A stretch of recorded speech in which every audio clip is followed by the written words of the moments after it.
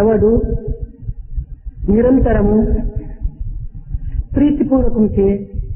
ప్రీతిపూర్వకంతో నన్ను భజించును అట్టి వానికి నేను బుద్ధి యోగమును అందిస్తాను అన్నాడు Geetacharya. Gitacharya has declared that whosoever lovingly remembers and praises me would be given the yoga of intelligence, buddhi yoga. ఇంతియే కాదు,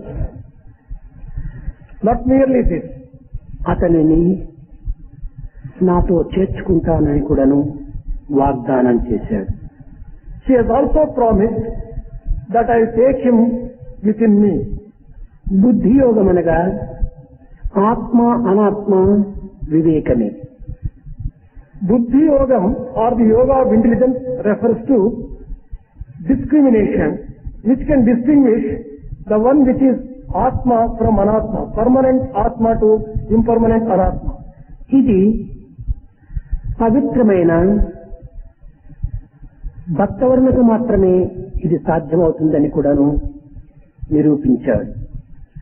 This becomes possible, it has been proved, only to people who are really devoted and almost mad with love for the Lord. ముక్తి ప్రేరితమైనటువంటి అఖండ జ్ఞానమునకు సునిర్మల భక్తియే ఆధారమని కూడాను నిరూపించింది. It has also been proved that to get a real knowledge and wisdom, devotion alone is the right royal path. సోహం తత్వమునకు దాసోహమే ఆధారమని కూడాను ప్రకటించింది. To the principle which is associated with the Lord itself, Soham Tattva, the attitude of serving and dasoham is the proper path. భక్తిమాన్ మే ప్రియో నరహ అని ఎవరు నా భక్తుడిగా ఉంటుంటాడో వాడే నాకు అత్యంత ప్రియుడని కూడాను స్థిరం చేసింది. It is also confirmed that the one who is a devotee is dear to me. భక్తి అనగా ఏమిటి? What is devotion? ప్రేమ నశ్వరమైన పదార్థం పైన ప్రసరించినప్పుడు ఇది రాగమోహితంగా రూపొందుతుంది. When love flows towards transient things, it becomes attachment. శాశ్వతమైనటువంటి దీనిపైన ప్రసరించినప్పుడు ఇది ఏ భక్తిగా రూపొందుతుంది. When it flows towards the permanent entity, it becomes devotion. భక్తి రెండు విధములుగా ఉంటున్నది. Devotion is of two types. పుష్పములచే పూజలు గావించుతూ, ధూపదీప నైవేద్యములచే ఆరాధనలు సలుపుతూ, క్షేత్రములు దర్శించుతూ, పుణ్యనదీ తీర్థములు ఆచరించుతూ, మందిరముల యందు, పూజా రూముల యందు, దేవాలయముల యందు ఆచరించేటువంటి నిత్య షోడశోపచారములచే లాభించినటువంటి కర్మలకంతయును సామాన్యమైన భక్తి అని సార్థక నామం. One is ordinary type of devotion which refers to certain activities associated with rituals like worshipping the Lord in 16 types of offerings and visiting various important places of pilgrimage, taking baths in holy rivers. These are all rituals which is ordinary type of devotion. కానీ గీతాచార్యులు దీన్ని అంతగా అంగీకరించటం లేదు. Gitacharya, however, does not accept this as a path of devotion. సత్శీల సదాచార సంపన్నమైనటువంటి పరాభక్తియే ప్రధానమని కూడాను నిరూపిస్తూ వచ్చాడు. Devotion which is associated with character and total love to the Lord itself is true devotion. This has been proved. భక్తికిని పరాభక్తికిని ఉండినటువంటి వ్యత్యాసంలో కూడాను మనం విచారించాలి. We have to inquire into the distinction between bhakti, the ordinary devotion, parabhakti, the transcendental devotion. భక్తి అనగా కేవలము దృశ్యకల్పితమైన జగత్తునందు సృష్టింపబడినటువంటి పదార్థముల యొక్క ప్రయోజనము భక్తిగా నిరూపిస్తూ వచ్చింది. The ordinary devotion refers to the use of the things and articles of the phenomenal world for worshipping the Lord. దీనికి ఉదాహరణము మనము పూజిస్తున్నాము. భాష సంబంధమైనటువంటి పుష్పములు తెచ్చి భగవంతుని పూజిస్తున్నాము. The example for this is worshipping of the Lord, getting the flowers which are available from the trees. ఈ పుష్పములు ఎక్కడి నుంచి వచ్చినవి? From where did these flowers come? నీవు సృష్టింపబడినటువంటివా? Have you created them? లేక మరే విధమైనటువంటి దీంట్లో నీవు కల్పితం చేసినటువంటివా? Have you been able to manufacture them otherwise? కాదు కాదు. Certainly not. ఈ భగవత్ సృష్టికి సంబంధమైనటువంటి పుష్పములు. These are all flowers created by the Lord. భగవంతుడు సృష్టింపబడినటువంటి పుష్పములు నీవు తెచ్చి భగవంతునికే అర్పితం చేయడంలో ఉన్నటువంటి యొక్క ఆశ్చర్యం ఏమిటున్నది? విశేషం ఏమిటున్నది?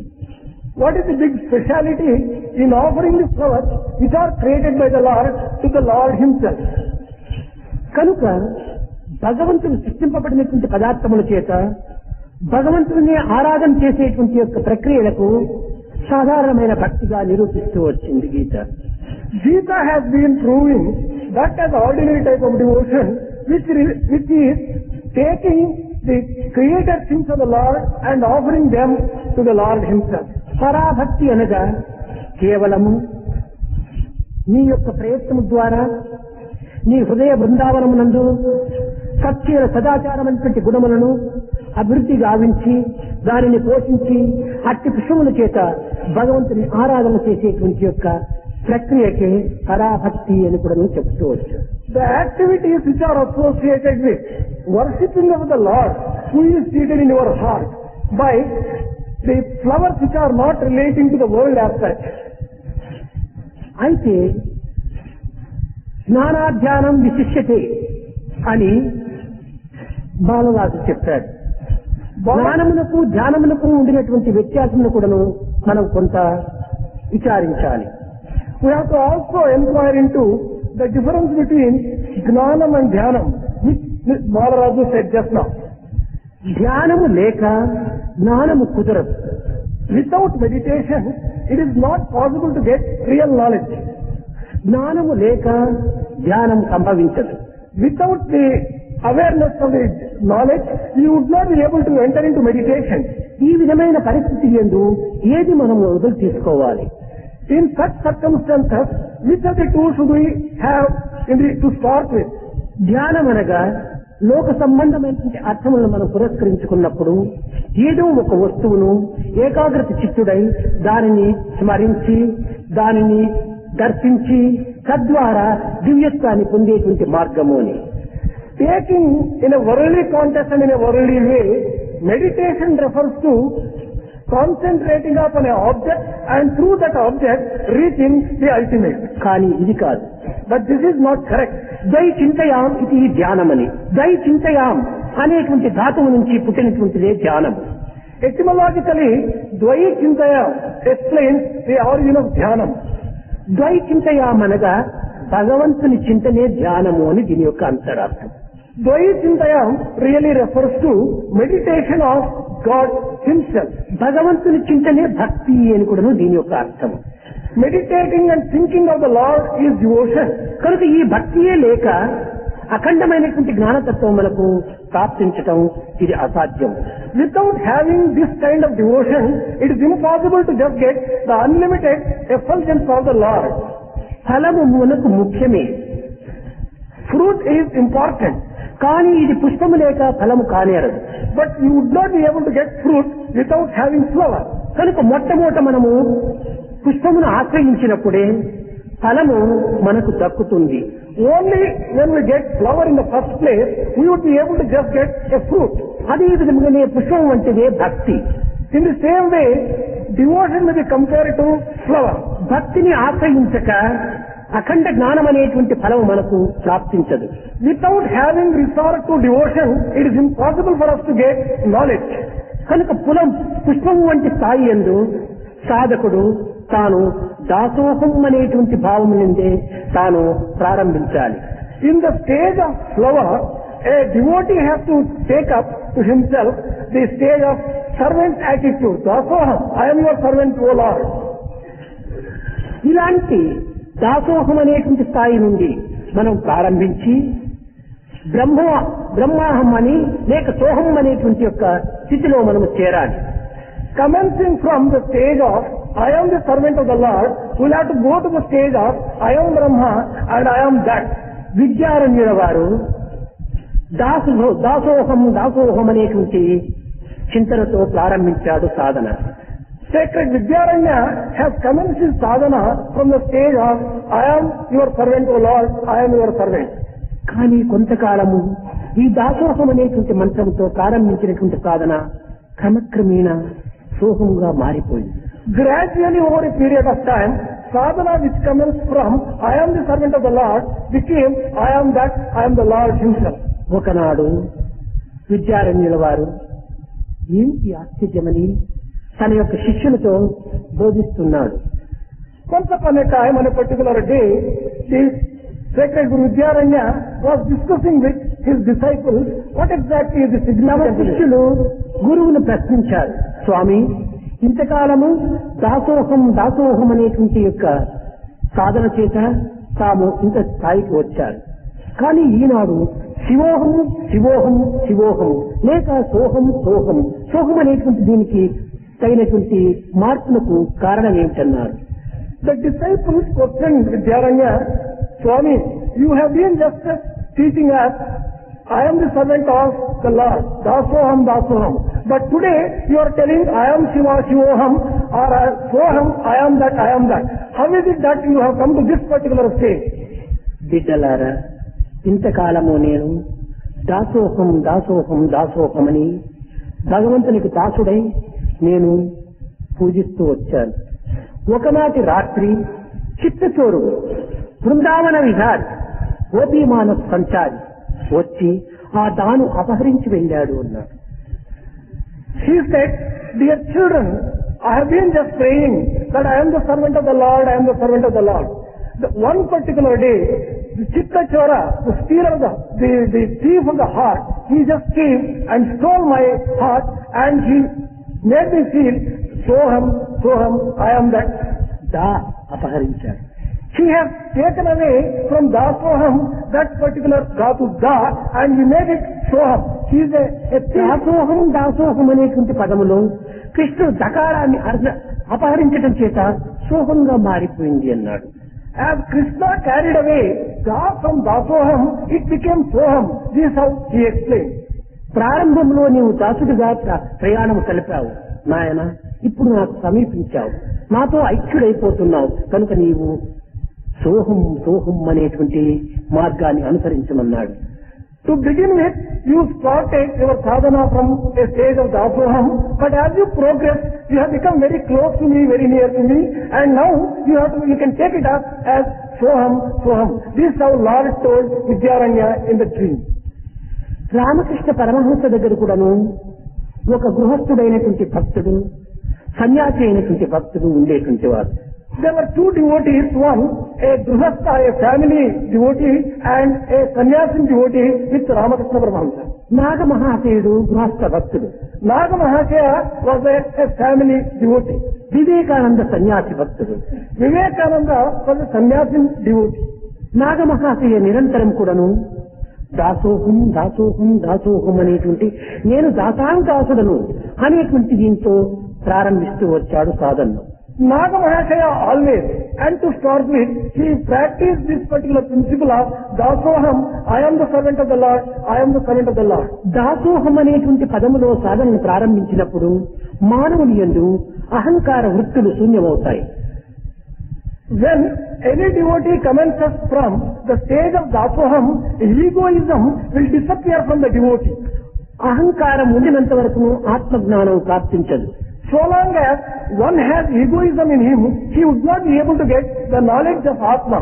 ఈ అహంకారం అనేటువంటి గాంధీవును పారవేసి కరిష్యే వచనం తవా అని శరణాగతులు కావటం చేతనే అర్జునుడు కృష్ణుడు కూడాను అనేక విధముల ధైర్యమును ప్రోత్సాహమును అందిస్తూ వచ్చాడు. Even for Arjuna, Krishna gave all types of encouragement only after he threw away his Gandiva of Ahankara, that is egoism, and surrendered to the Lord and said, I am prepared to obey your command. Give me your command, I will obey. అహంకారం ఉండినంత వరకు ఆత్మస్థాయిలో పరమాత్మ స్వరూపం లభ్యం కాదు. So long as one has egoism, one would not be able to get in the stage of Atma, the Paramatma Swarupa itself. పరమాత్మ అనుగ్రహం చిక్కిన అహంకారం ఉండుటకు వీలు లేదు. Once you get the grace of the Lord, you would not be having egoism. It is impossible to have egoism. ఒకే సమయమునందు ఒకే ప్రదేశములో వెలుతురు చీకటి ఉండుటకు వీలు కాదు కదా. At the same time, in the same place, there cannot be light and darkness, isn't it? కనుకనే నాగమహాశయుడు మొదలు దాసోహమని తన స్థాయిని కొంత అల్ప స్థాయికి తీసుకుని వెళ్ళాడు. Therefore, Naga Mahashaya started from a very humble beginning, which is associated with dasoham. I am the servant. కానీ వివేకానందుడు శివోహం అనేటువంటి దీంతో లేక సోహం అనేటువంటి దీంతో తాను విశాలమైనటువంటి యొక్క హృదయుడుగా తయారయ్యాడు. Vivekananda, on the other hand, developed broad-mindedness by telling Shivoham, I am Shiva, I am that, Soham. గిరిజానంద స్వామి ఈ రెండింటినీ ఆధారం చేసుకుని నాగమహాశయుడుకు వివేకానందుడు ఇరువురు కూడా మాయా అనేటువంటి బంధన చేత కట్టుబడినారు.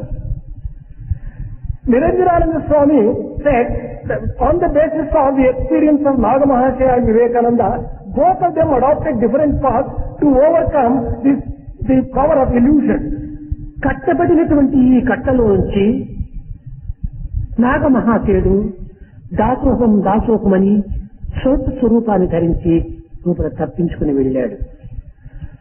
Naga Mahashaya adopted the path of Dasoham.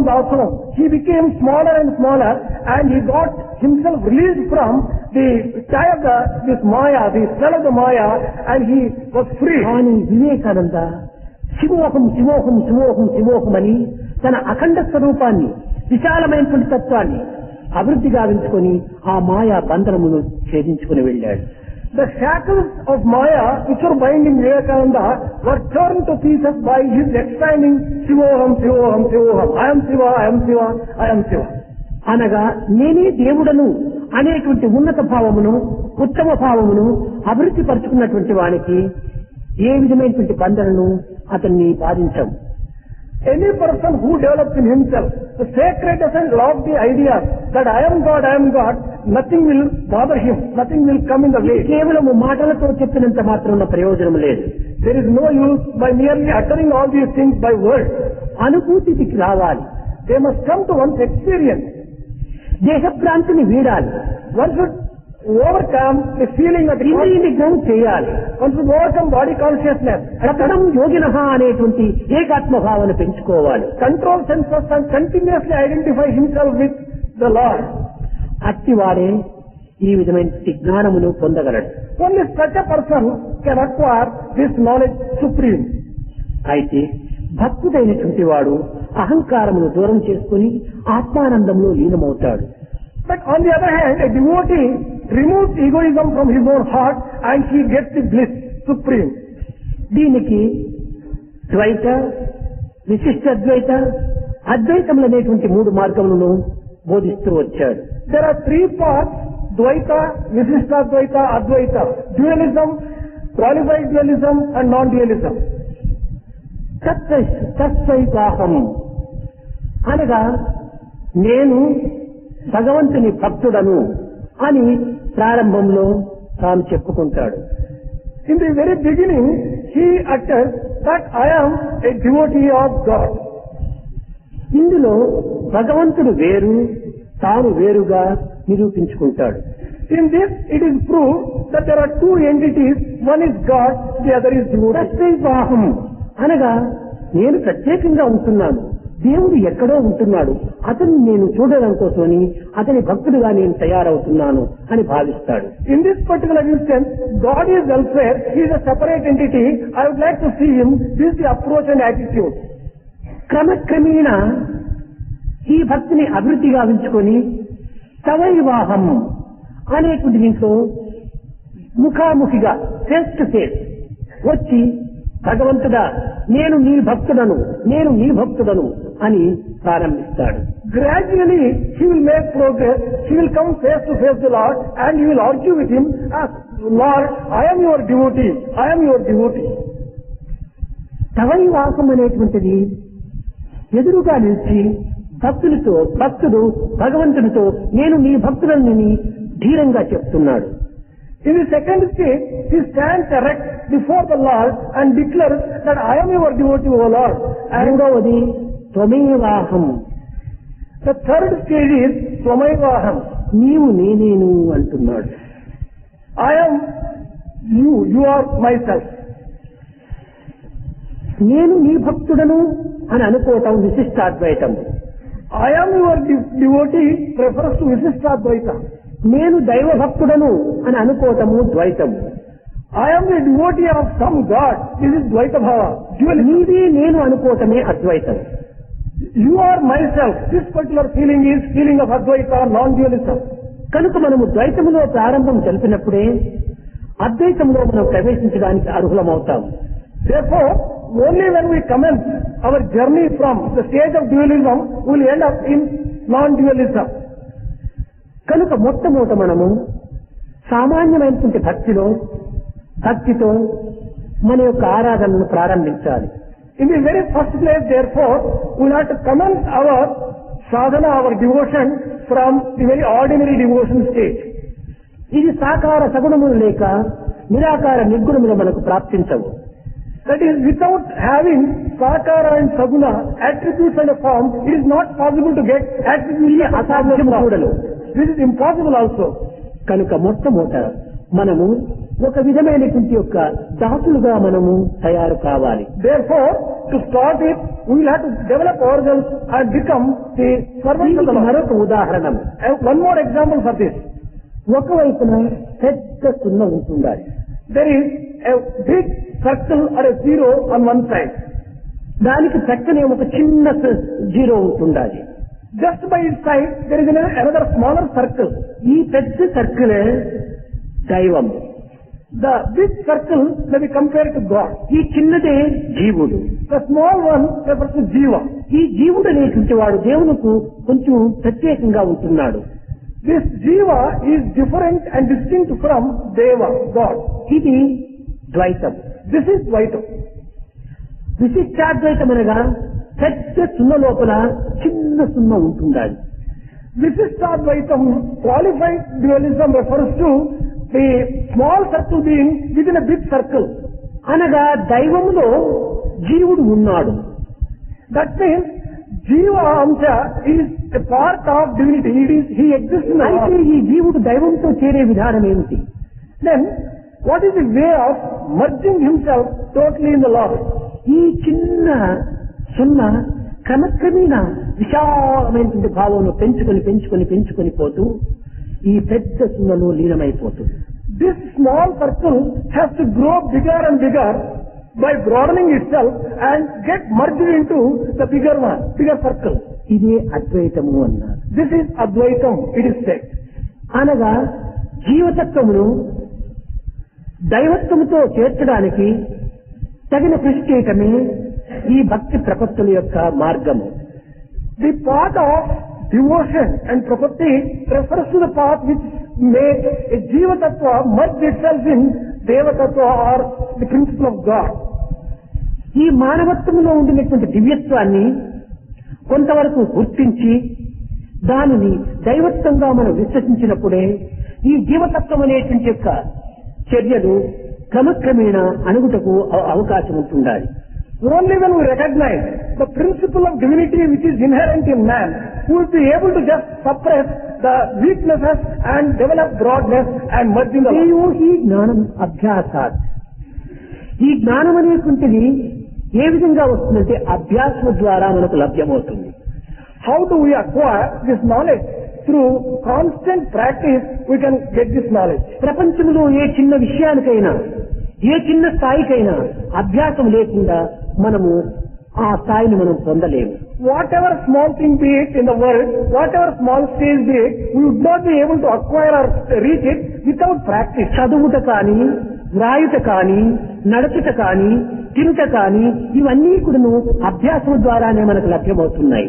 Be it reading, writing, walking, eating, all these things we acquire through practice. ఈ అభ్యాసమును మనం ప్రథమ సోపానంగా తీసుకున్నప్పుడే ఈ జ్ఞానము అనేటువంటి యొక్క తత్వము మనకు కొంత అర్థమవుతుంది.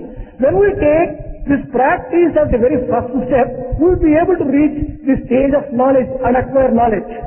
అయితే ఈ జ్ఞానం అనేటువంటి దాంట్లో రెండు విధములైనటువంటి జ్ఞానం ఉంటున్నాయి. There are two types of knowledge here. ఇది భౌతికమైనటువంటి జ్ఞానం ఒకటి, ఆధ్యాత్మిక జ్ఞానం మరొకటి. One refers to the physical world and the other spiritual. ఆధ్యాత్మిక జ్ఞానమును విజ్డమ్ అంటారు, భౌతిక జ్ఞానమును నాలెడ్జ్ అంటారు. Knowledge refers to the physical world and wisdom refers to the spiritual world. ఇక్కడ వస్తువును పరిశీలన చేయటము, విచారించటము ఇది సామాన్యమైనటువంటి జ్ఞానం. Enquiring into the nature of an article refers to ordinary knowledge. ఈ వస్తువు యొక్క అంతర్భాగమైనటువంటి మూలాధారమును గుర్తించి ఆ మూలాధారం యొక్క తత్వాన్ని అర్థం చేసుకోవటము ఇది ఆధ్యాత్మిక జ్ఞానం. Spirituality refers to understanding the inner principle and significance of every article that exists in the world. ఈ ఆత్మజ్ఞానం అనేటువంటిది లేకుండా మనము ఈ లౌకిక జ్ఞానం అనేటువంటి దాన్ని అభ్యసించడం కానీ దానిని అందుకోవటం కానీ ఇది అసాధ్యం. Without the basis of the wisdom which refers to spirituality, it is not possible to acquire the knowledge of the world. దీనిని అందుకున్న విధానమే ఈ కాయము చేత ఆచరించేటువంటి సమస్త సత్కర్మలు. All the good activity associated with this body is that refers to the path of acquiring this knowledge. ఈ శరీరం అనేటువంటిదే మనకు లేకుండా ఎట్టి సాధనలు కానీ మనం చేయలేము, ఎట్టి ప్రాప్తిని కూడా మనం పొందలేము. Without having the body, it is not possible to do any activity and reach any goal. శరీర మార్గం కలుధర్మ సాధకం అని, ఈ కర్మ సాధనకు శరీరం అత్యవసరం. For all activity, body is the very basis. పరోపకారార్థం ఎం శరీరం అని, ఈ పవిత్రమైనటువంటి కర్మలు ఆచరించి ఇతరులకు ఉపకారములు గావించేటువంటి విషయంలో ఈ యొక్క దేహము అత్యవసరం. Body has to be used and is necessary for doing activities which are useful for others. చిన్న పిల్లలకు అర్థం కావాలంటే దీన్ని మరొక రీతిలో ఒక ఉదాహరణంగా చెప్పుకోవచ్చు. For the sake of young children to understand, this can be presented in a different way. మనం ఎక్కడికో ఒక పిక్నిక్ అని వెళ్ళాము. Let us say that we have gone on a picnic to some place. అక్కడికి భోజనములకు సంబంధించినటువంటి పదార్థములన్నీ కూడా మనం తీసుకుని వెళ్ళాం. There we have carried all the articles necessary for cooking food. అక్కడ భోజన సమయానికి మనం వండుకోవడానికి ప్రయత్నించాము ఒక అడవిలో. In the forest we have made preparation to cook food. అప్పుడు మనం ఏం చేయాలి? 3 రాళ్లను తెచ్చి పెట్టుకోవాలి. For this purpose, what is to first stage, we will have to get 3 stones and keep them. ఈ 3 రాళ్ల పైన పాత్రను పెట్టాలి. On these 3 stones, we will have to keep the vessel. పాత్రలో నీరు పొయ్యాలి. We will have to pour water into the vessel. ఆ నీటిలో బియ్యం వేయాలి. Have to put rice in the vessel and water. ఈ 3 రాళ్ల మధ్యలో పాత్రకు కింద మనం అగ్నిని పెట్టాలి. Underneath the vessel, in between these 3 stones, we will have to make some fire. ఈ మంటను వేయటంలో ఉండినటువంటి అర్థార్థం ఏమిటి? What is the inner significance of putting the fire beneath the vessel?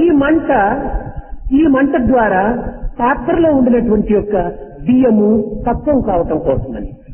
Through the fire, we have to just cook the rice which is within the vessel. అయితే ఈ యొక్క వేడి సరాసరి బియ్యములకు తగిలి అవి అన్నముగా తయారు కావటం లేదు. Suppose without the medium of the vessel, if this rice is put in the fire, you would not be able to get food as such.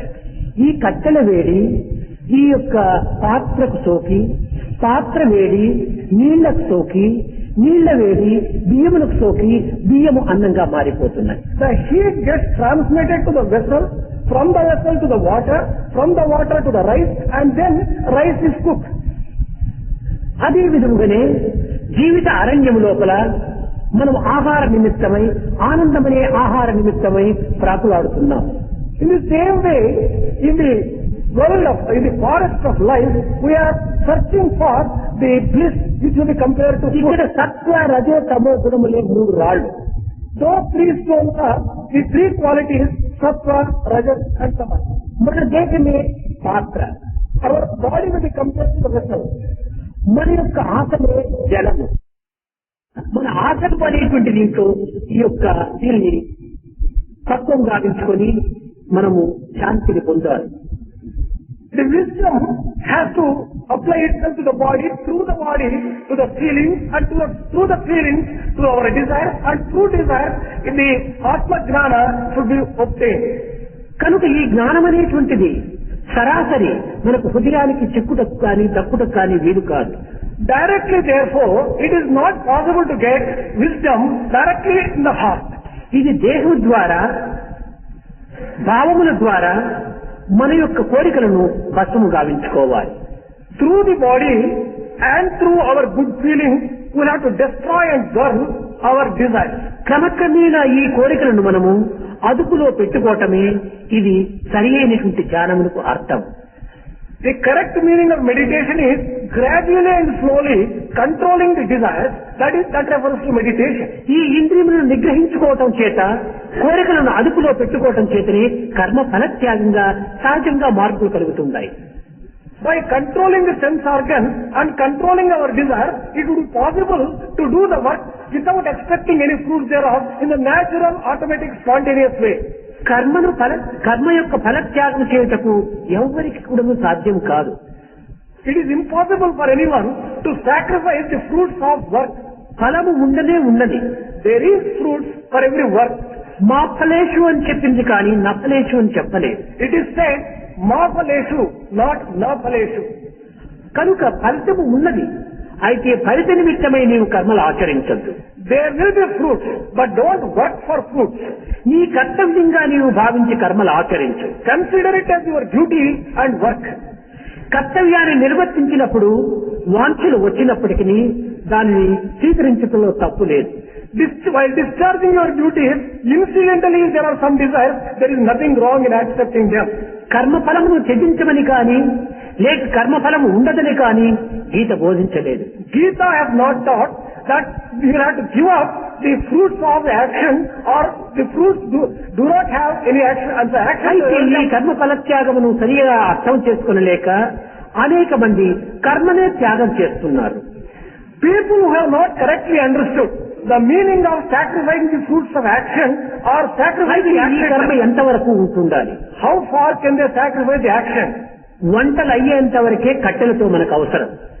Only until food is cooked there is need for the fire. వంట పరిపక్వం అయిన తర్వాత కట్టెలు మనకు అక్కరలేదు. Once the food is cooked there is no need for any fire.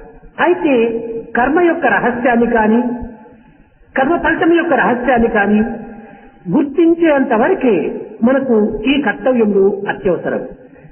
Only until we recognize the secret of work and secret of sacrificing the work, we will have to just discharge our duties.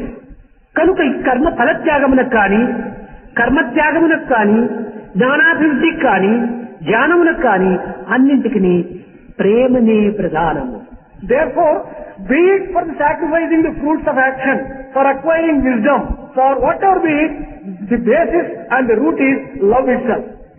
ఇక్కడ శీల సదాచారం అన్నారు. ఇది సత్యమునకు ప్రకటించేటువంటి యొక్క గుర్తులు. The character and good behavior, it is said, these will really reflect and announce the truth. సత్యము కానీ శాంతి కానీ ధర్మం కానీ ప్రత్యేకంగా లేవు. Truth, peace and righteousness, they do not exist separately. ఇవన్నీ ఇప్పుడు నువ్వు ప్రేమ పైననే ఆధారపడి ఉంటున్నవి. All these are essentially dependent upon love. ప్రేమ మానవుని యొక్క ఆలోచనలో చేరినప్పుడు అది సత్యరూపాన్ని ధరిస్తుంది. When love enters into one's thoughts, it becomes truth. ప్రేమ ఆచరణ రూపంలో ధరించినప్పుడు అది ధర్మం అవుతుంది. When love manifests itself in the form of action, it becomes righteousness and dharma. ప్రేమను అర్థం చేసుకున్నప్పుడే అది శాంతి అవుతుంది. When one understands love, it automatically becomes peace itself. ప్రేమ యొక్క అర్థమే ఇది శాంతి. The very meaning of the word love is peace. ప్రేమ యొక్క ఆచరణే ధర్మం. Practicing love is dharma. ప్రేమ యొక్క ఆలోచనే ఇది సత్యం. Thinking of love is truth. ప్రేమను తలంచుతూ పోయినప్పుడే నాన్ వైలెన్స్ అహింసగా మారిపోతుంది. continuously thinking of love itself becomes non-violence. కనుక సత్య ధర్మ శాంతి అహింసలకు నాలుగింటి కొను అంతర్వాహినిగా ప్రవహించేటువంటిది ప్రేమ ఒక్కటి మాత్రమే. For truth, for non-violence, for peace and for righteousness, it is love which is flowing as an undercurrent. ఇట్టి ప్రేమను అభివృద్ధిగా వించుకొని నన్ను చేరమనియే ఈ యొక్క బుద్ధి యోగము బోధిస్తూ వచ్చాడు భక్తి జ్ఞానంలో. In the Buddhi Yoga has been taught in Bhakti Yoga, stating that love, make use of this love to reach me. కనుక ప్రియుడై ప్రేమతో దైవమును పొందేటువంటి మార్గమునకు ఈ యొక్క ప్రేమతత్వమునే పెంచుకోమని కూడాను శాసించాడు. He has also declared that make use of love. With full of love, you try to just develop nearness to me. భక్తుడా, నీ చేతులు చిన్నవి. Dear devotee, your hands and palms are small. ఈ రెండు చిన్న చేతులతో నా సేవను ఆచరించు. With those small little palms, you serve me. నీ యొక్క కన్నులు చాలా చిన్నవి. Your eyes are small. నా సృష్టి యొక్క ఇది చాలా గొప్పది. My creation is very vast. ఇంత విశాలమైనటువంటి యొక్క జగత్తును నీ చిన్న రెండు కన్నుల ద్వారా చూస్తున్నావు. With this vast creation, you are taking a look with your small little two eyes. నీ చెవులు రెండు చిన్నవి. Your ears are very small. ఈ రెండు చెవుల ద్వారా నా యొక్క వాణిని శ్రవణం చేయమన్నాడు. You listen to my word and the sound through these two little నీ ears. రెండు చిన్న పాదములు నా సమీపమునకు ప్రయాణం సల్పమన్నాడు. With your two little feet, you journey towards my sannidhi. పాదములు రెండు కూడాను సన్నిధికి వచ్చినంత మాత్రం నా ప్రయోజనం లేదు. By merely coming to sannidhi of the Lord, it doesn't serve the entire purpose. రెండు చిన్న కన్నుల ద్వారా విశాలమైనటువంటి యొక్క జగత్తును చూసినంత మాత్రం నా ప్రయోజనం లేదు. By merely taking a look at the vast world with your little eyes, there is no use. రెండు చిన్న చేతుల ద్వారా నా సేవలు కలిపినంత మాత్రం నా ప్రయోజనం లేదు. By merely serving me with your two little hands, you are not going to achieve. రెండు చిన్న చెవుల ద్వారా నా వాణిని ఆలకించి ప్రయోజనం లేదు. By listening to my divine word through your little ears, there is no use. కానీ ఒక్క హృదయం ఉన్నది.